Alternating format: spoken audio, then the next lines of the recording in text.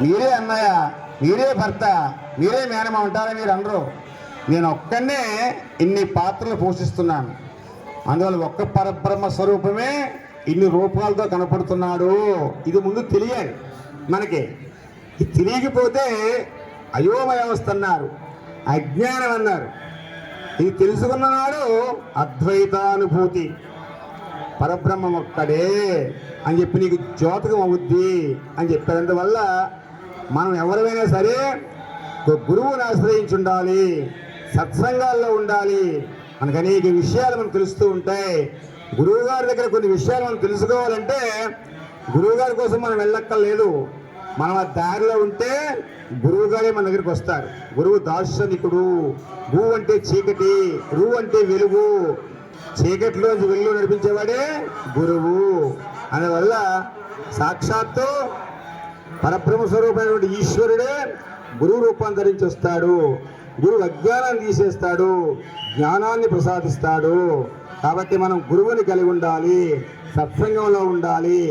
ముందు పరబ్రహ్మ స్వరూపం ఒక్కరే అని మనకి ఎరుకలోకి రావాలి. అలా వచ్చిన నాడు భేదభావం లేదు. శివుడు ఒకరు, విష్ణువు ఒకరు, మీకు ముందే మనవి చేశాను. కృష్ణుడు ఒకరు, అమ్మవారు ఒకరు, కదంతా ఒకటే. ఒక పరబ్రహ్మ స్వరూపమే అన్ని రూపాలతో కనపడుతూ ఉంటారు మనకి. కాబట్టి అదే ఇక్కడ మనకి పోతన గారు వర్ణన చేస్తున్నారు భాగవతంలో.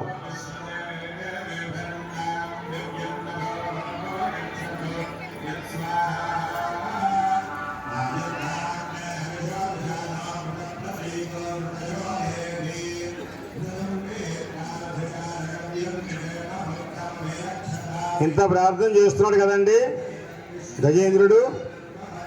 ప్రార్థన చేస్తూ మళ్ళీ ఇంకో మాట చెప్పాడు. ఏమండి అంత ప్రార్థన చేస్తున్నాడు కదా, మరి పరమాత్మ అనుగ్రహించలేదా ఆయన్ని అంటే ఇంకొక మాట చెప్తున్నాడు ఇక్కడ చూడండి.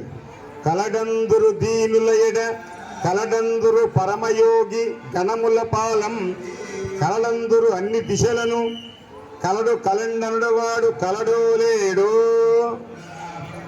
అంటే ఏమంటున్నాడు ఇప్పుడు గజేంద్రుడు? ఉన్నాడు అంటారు, పిలిస్తే పలుకుతాడంటారు, వచ్చి కాపాడుతాడంటారు. నన్ను మొసలు పట్టుకొని తినేస్తుంది కాలు, పిల్ల మొసలు కూడా వచ్చేసి పట్టేసుకున్నాయి. నేను ప్రార్థన చేస్తున్నాను, నన్ను వచ్చి రక్షించలేదు. కలడు కలండనిడు వాడు కలడు లేడు. అసలు ఉన్నాడంటారా? లేడా? అనుమానం వచ్చింది ఆయన. ఈ అనుమానం మనలో చాలా మందికి ఉంటుంది. శ్రీ వెంకటేశ్వర స్వామి వారు దేవస్థానానికి వచ్చి ఆయన దగ్గర కోరిక కోరితే ఆ కోరిక నెరవేరిస్తే అబ్బా మహానుభావుడు రా తీర్చాడంటాం, అంతే కదండి.